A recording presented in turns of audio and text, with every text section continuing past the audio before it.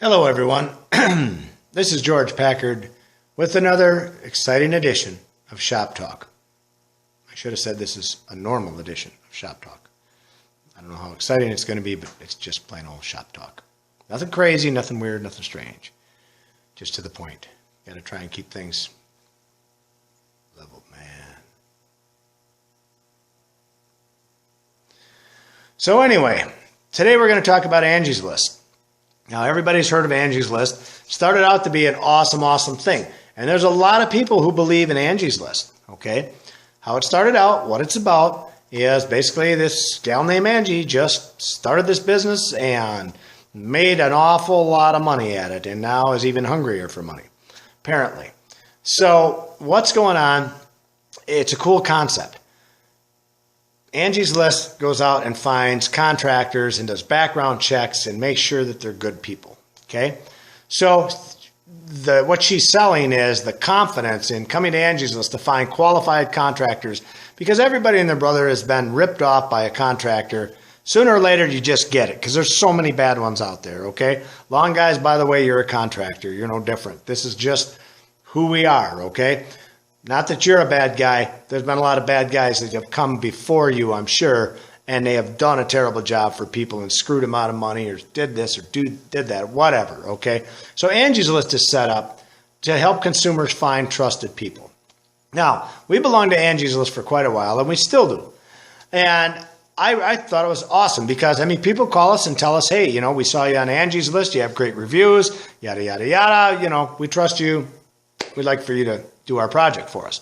That's great, fantastic. We track all of that stuff so we know if it came from the Better Business Bureau, Angie's List, the internet, flyers, whatever. We track everything. So, but bottom line, Angie's List works. Then I get a call from a guy the other day, and now apparently they're after money because now the guy calls me up. He wants to sell me on front page placement on Angie's List. And I'm thinking front page placement. Okay, it's probably getting to be like Google, I suppose. It's getting so big, this, that, and the other. Well, sure enough, it's like pay-per-click stuff. He wants to sign you up, but basically he's telling me that for $400 a month, $100 a week, I can be up there on the front page and in the top 3 spots. So I'll get most of the calls. So I'm thinking, this probably isn't a bad thing, but I'm leery of it, and I'm just like, my whole philosophy behind Angie's List was that it was a free service that you didn't have to pay. That's why we signed up with Angie's List. We don't pay anything, but the consumer is the one that pays. They pay to belong to Angie's List, to have access to guys like me, okay? They pay for that. So Angie's already making money, okay, on all of this stuff. They're kind of like a Home Advisor or Thumbtack or a bunch of these other ones that are out there. Now Angie's List is, to me, is turning into the same thing. This guy calls me up, $400 a month. That's what the schmeal is. I talk about it, and I mean, I hee-hawed back and forth with this decision for a month with this guy, back and forth on the phone. Finally, I was like, come on, man, you got to do better than that. I can't see spending that, you know. Plus, they want to, like, I think it was a 1-year commitment. Then he came down and said he could maybe get me a 6-month commitment, but couldn't guarantee that. Then he turns around and tells me, he's like, well, you know what? What's it going to take? What's it going to take to get your business? I said, I'll tell you what. I could see spending $1,200 a year. That's what it was. It was a 1-year commitment. And I said, I could see spending $1,200 a year to be in those top 3 spots on Angie's List in my city.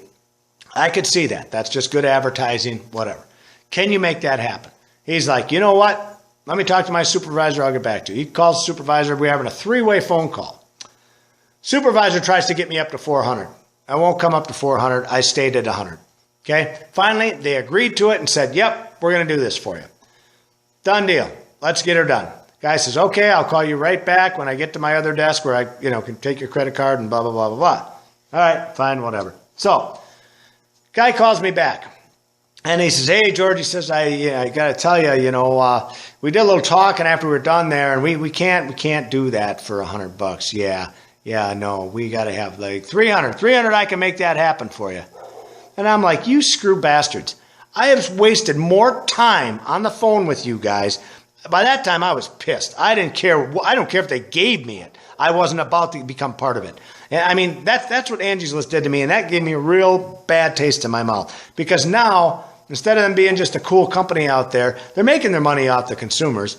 I mean, but now they want to come, they got greedy, and now they want to make it off the contractors on top of it, whom without us wouldn't even have a business. So I don't know, man. That's just my personal view on the thing. It's late. Maybe I'm overreacting, but I doubt it. But anyway, this is my feeling on Angie's List, and you know, I'm sure you're going to have different views of it and whatnot. It does work. I mean, you get calls, but when they get into the paying them to be a contractor on their list, yeah, I don't know, man. I don't know. Them guys just pissed me off, so it's off the table for now. But anyway, this is George Packard with, like I said, another not so exciting edition of Shop Talk, because I'm in the shop. Clearly. It's getting late and I need a beer. See you, fellas.